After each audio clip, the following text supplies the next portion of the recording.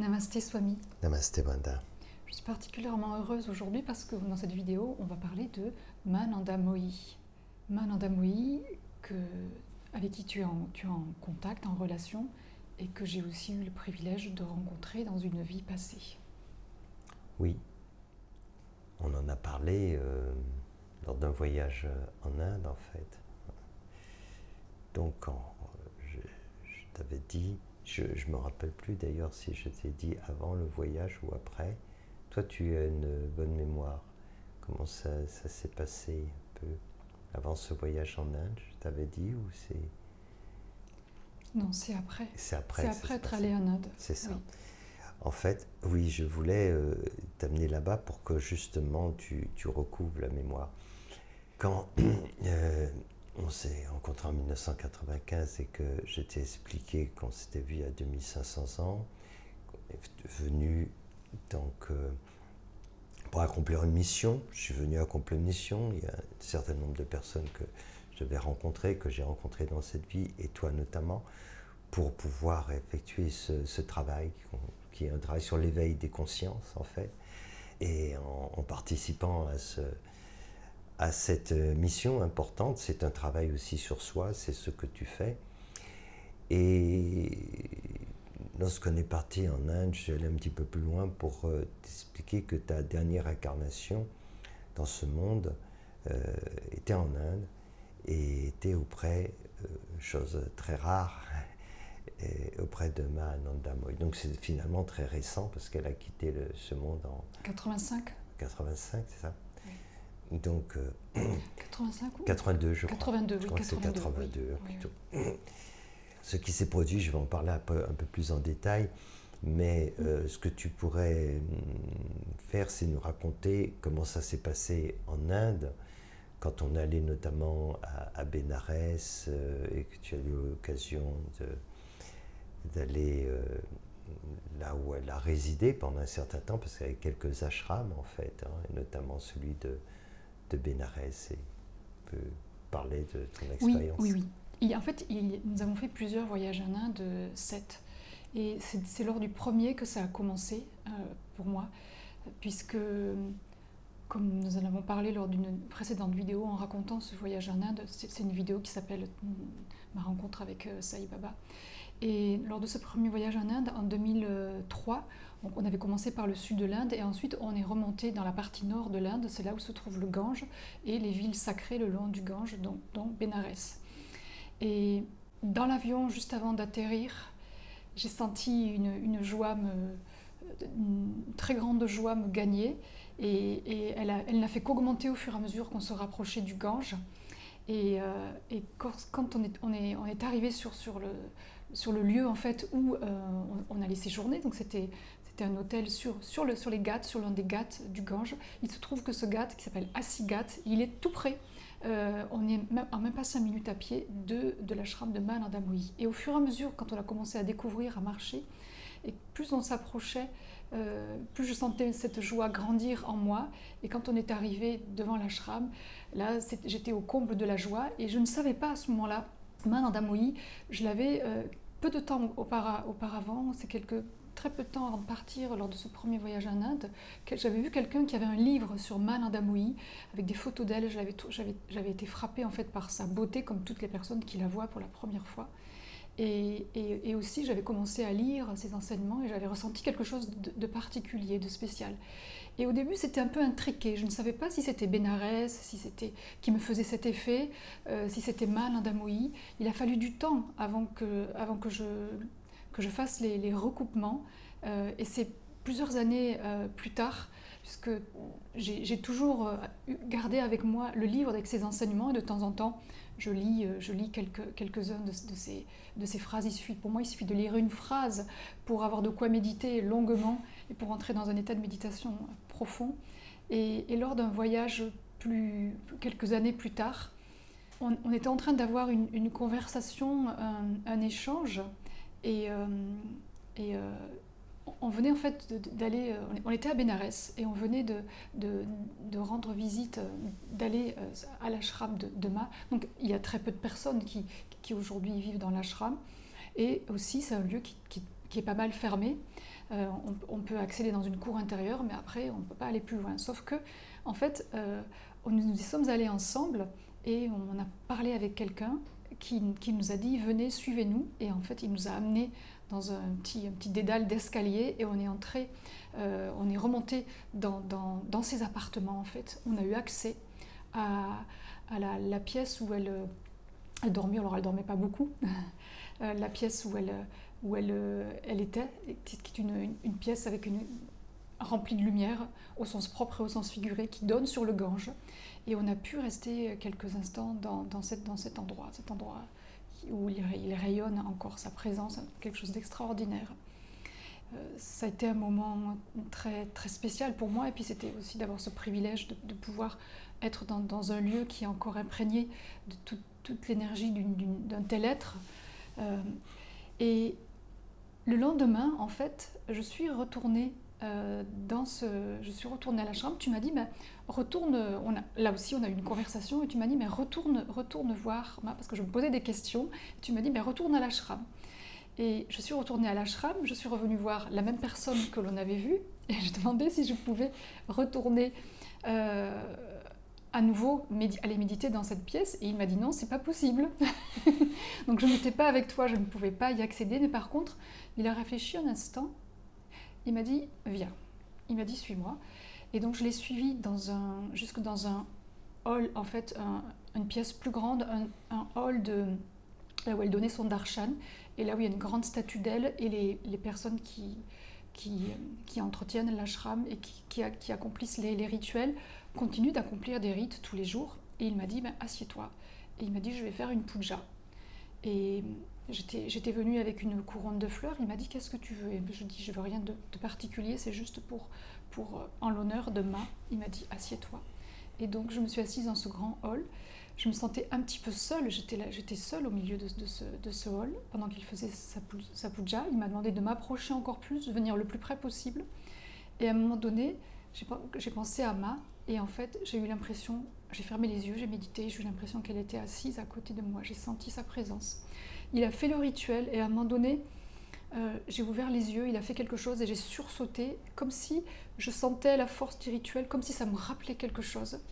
Et en fait, il y avait beaucoup d'émotions, beaucoup de sensations qui sont... C'est très difficile de mettre des mots dessus, mais j'avais l'impression de quelque chose de tellement familier. Et c'était aussi la toute première impression que j'avais eue dès que nous étions arrivés à Bénarès et dès que nous étions approchés de l'ashram. J'avais vraiment l'impression, comme si je rentrais à la maison, comme si je sentais quelque chose de familier. Tout était étranger dans cette culture, mais je me sentais vraiment chez moi, je me sentais vraiment à la maison. Pour moi, étant donné le niveau de conscience de Ma et l'absence de souvenirs pour moi, je ne faisais pas le lien. Pour moi, il ne s'agissait pas de dire que je l'avais connu. Je n'ai pu faire ce lien il m'a fallu encore deux choses. La première chose, c'est lors d'une régression dans les vies antérieures que j'ai faites, lorsque je me suis formée à l'hypnose régressive. L'une des premières régressions que j'ai faites, en fait, au bout de quelques instants, j'ai commencé à vivre des souvenirs, avoir accès à des perceptions.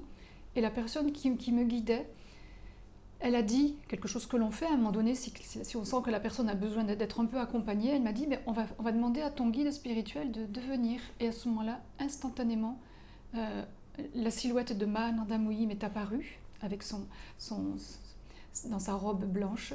Et instantanément aussi, on a été transportés à Bénarès. Et là, je me suis vue flottant au-dessus des quais des Ghats. Elle était à côté de moi. Et je voyais en fait... Je voyais ce que les yeux ne voient pas normalement, c'est-à-dire que je voyais les personnes qui étaient là physiquement, sur le Ghat en particulier, le Manikarnika Ghat, qui est l'un des champs de crémation. Et donc je voyais tous ces êtres qui venaient là, qui venaient enterrer leurs défunts, je voyais les corps brûlés, et Emma m'expliquait, et en même temps je voyais les âmes, les proches des défunts qui venaient les attendre parce qu'ils allaient les rejoindre de l'autre côté. Emma, en même temps, m'expliquait tout ça, donc j'étais en train de décrire tout ça, d'expliquer tout ça aux personnes qui m'accompagnaient dans cette régression, et tout était tellement évident, tout était tellement... tout s'enchaînait. Et à un moment donné, je me suis vue assise et même allongée sur des grandes dalles de pierre que j'ai reconnues aussi comme un endroit à Bénarès, sur les Gâtes aussi. Et à ce moment-là, j'ai baissé les yeux pour voir mes jambes, et j'ai vu que c'était des jambes d'homme, un homme indien évidemment, brun, très fin. Et j'ai senti la vibration des mantras, en fait, les incantations. Je sentais le rythme des mantras que je chantais, que je prononçais. Je sentais même l'odeur de l'encens, je sentais même l'huile dans mes cheveux. Je ne mets jamais d'huile dans mes cheveux, je sentais l'huile dans mes cheveux. Et à ce moment-là, j'ai vu aussi Ma dans son lieu de vie, qui était à quelques centaines de mètres de là où je me trouvais. Donc j'ai vécu cela en régression de façon très, très vivace, très évidente. Et puis, nous sommes retournés en Inde, et c'est là, à ce moment-là, que ce que je viens de raconter juste avant, ça s'est passé après cette régression. Et malgré cela, j'arrivais toujours pas à admettre que j'avais vécu auprès de Ma. Pour moi, je l'avais vu, c'était une vision, mais on peut très bien dans les régressions, on peut avoir des visions, quelqu'un peut nous apparaître, ça ne veut pas forcément dire qu'on a vécu en compagnie de cette personne ou proche d'elle. Et puis un jour, Swami, en marchant en fait, c'était pas en Inde, mais c'est en marchant à Auvers-sur-Oise, sur les quais de l'Oise. Je comprends aussi pourquoi j'ai toujours aimé marcher au bord de l'eau. Il y a tellement de souvenirs qui sont liés à cela. Et en fait, en marchant au bord de l'eau, il y a des endroits, il y a un chemin de halage, et il y a des quais en fait qui sont bétonnés, et ça fait penser aux Gâtes. Et Swami me dit, est-ce que ça te rappelle pas quelque chose? Je dis oui, ça me rappelle les Gâtes à Bénarès. Et oui, mais est-ce que ça te rappelle pas quelque chose, Bénarès? Et là je dis, il dit ta vie auprès de Ma Narada Mohi.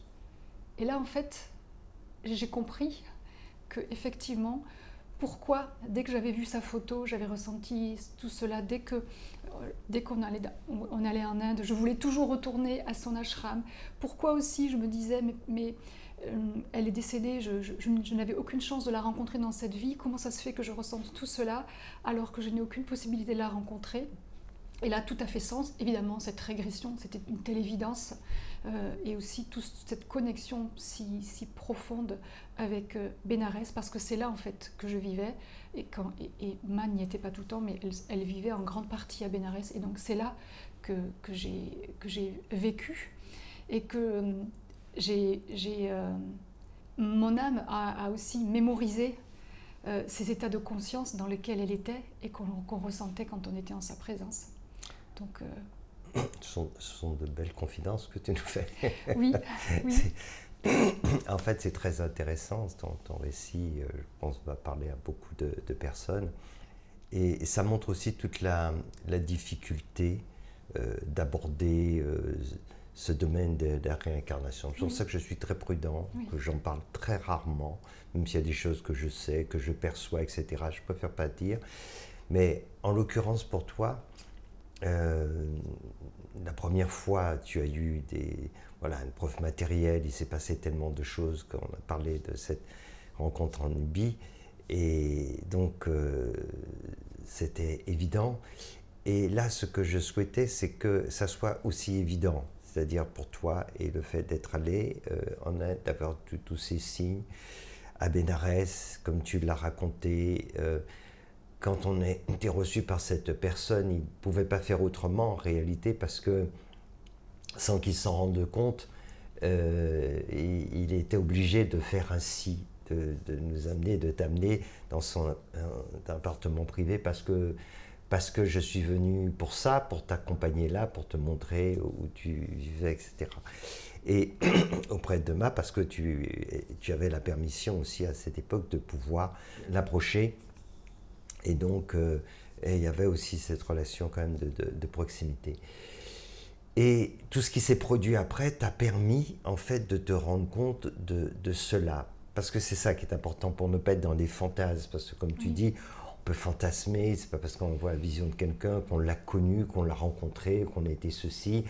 Voilà. Donc, tout ce qui s'est produit t'a amené vraiment à considérer que ces signes, ces synchronicités, ces perceptions que tu as eues à travers la régression et à travers dans d'autres contextes t'ont permis effectivement de te dire oui, il s'est vraiment passé quelque chose. Donc oui, je te confirme que c'était ta dernière incarnation, que tu étais bien un homme, un Indien, effectivement, et que tu as vécu. Alors pourquoi ça s'est passé ainsi? Parce que Mahananda, elle vient du 6e plan de conscience, elle vient de Shambhala. Elle vient, on est dans cette même dimension en fait de conscience. Et c'est pour ça que Mahananda avait cette telle particularité, parce que on la sentait pas présente dans son corps. Et alors, outre qu'elle émanait quelque chose d'extraordinaire, hein, parce que c'était une beauté extérieure, mais une beauté intérieure, une joie, une félicité, et tout le monde qui l'approchait ressentait cette énergie divine, hein, oui. ce côté extraordinaire. Mais en fait, elle était, je l'expliquais dans une autre vidéo, en fait, elle était peu intégrée dans son corps, en fait. Parce que quand on vient de ce plan de conscience, il est très difficile, l'incarnation est difficile. C'est pour ça que bien souvent, elle ne mangeait pas. Pendant 3 ans, d'ailleurs, elle n'a quasiment pas mangé. Elle disait qu'elle mangeait 3 grains de riz par jour. Et qu'il fallait souvent lui rappeler ces choses-là, lui dire, tu sais, tu es sur Terre, il faut quand même manger de temps en temps, etc.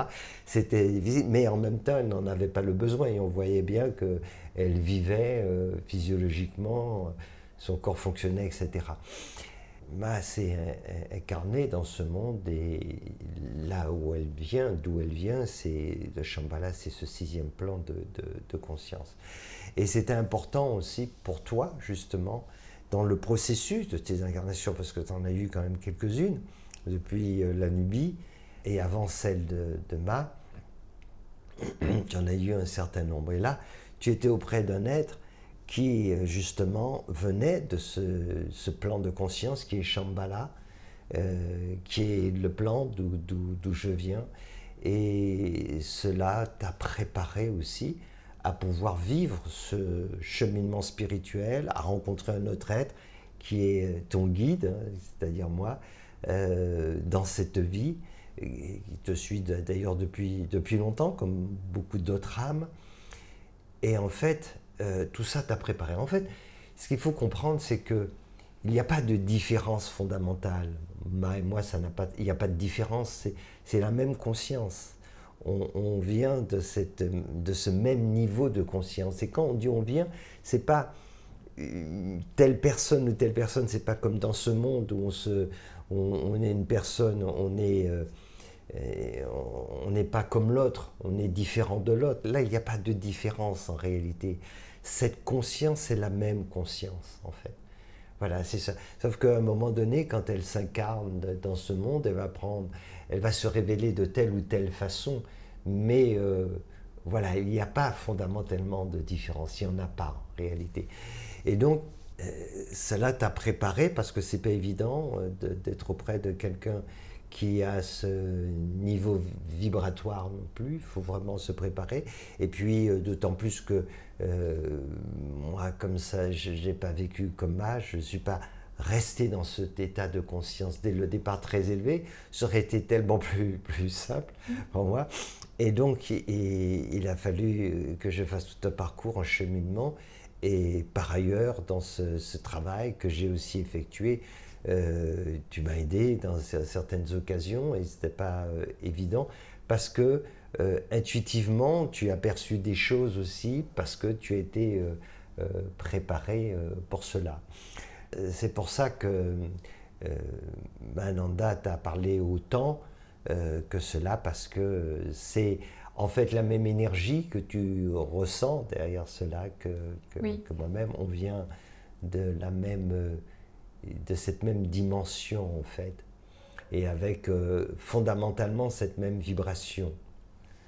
Voilà, cette même énergie. C'est pour ça en fait. Oui. Et puisqu'on est dans les confidences, je vais en faire une de plus. Lorsque nous sommes allés dans l'un de ces ashrams plus au nord de l'Inde, celui où elle a quitté son corps. On est resté dans c'est une maison en fait, et on est resté un petit moment en méditation, et à ce moment-là, je lui ai demandé si elle avait un message à me communiquer. J'ai eu très peu de communication avec elle. Souvent, quand je lui demandais quelque chose, je l'entendais rire. Et là, en fait, donc c'était le silence complet. Je sais que ça venait pas de mon mental, parce que j'ai l'habitude aussi de méditer et d'écouter les messages de mon intuition ou d'entrer en connexion. Et en fait, j'ai reçu le message. Elle m'a dit si tu as foi en lui comme tu as foi en moi, en parlant de toi, Swami, il te conduira jusqu'à l'éveil. Bien sûr. Bien sûr. Oui. Tout ça, effectivement, est extraordinaire quand on le voit sur le plan humain ordinaire, mais il faut se rappeler qu'on est des êtres spirituels. Et quand on dit des êtres spirituels, en réalité, on devrait dire on est un être spirituel. Il n'y a qu'une conscience. C'est pour ça que vous parlez d'une même voix. Mais bien sûr, et pour ça. Et toi, en fait, tu n'as pas rencontré physiquement, en tout cas dans l'incarnation, Ma Ananda Mohi, mais comment tu vis cette connexion avec elle? Parce que c'est la même conscience. Donc oui, pas besoin de la rencontrer, je vais la rencontrer physiquement, d'ailleurs ça n'a pas de sens. D'ailleurs c'est pas une rencontre, c'est la même conscience en réalité. C'est la même conscience. Donc ça s'exprime différemment à travers ce corps, à travers le sien. Si je veux me réincarner, ça s'exprime encore autrement, cette conscience. Mais c'est la même conscience. C'est pour ça que l'autre, c'est pas que l'autre n'est pas inconnu. Il n'y a pas d'autre en réalité. On parle de Mananda, c'est la même conscience, la même chose. En fait, c'est ça. Plus tu remontes à la source, plus tu sens bien qu'il n'y a qu'une conscience. Mais il y a encore, à un certain niveau, j'en parlerai lors d'une autre vidéo parce que c'est très important, j'aurais parlé de l'aspect de parler du Bouddha, Gautama. C'est vraiment important parce que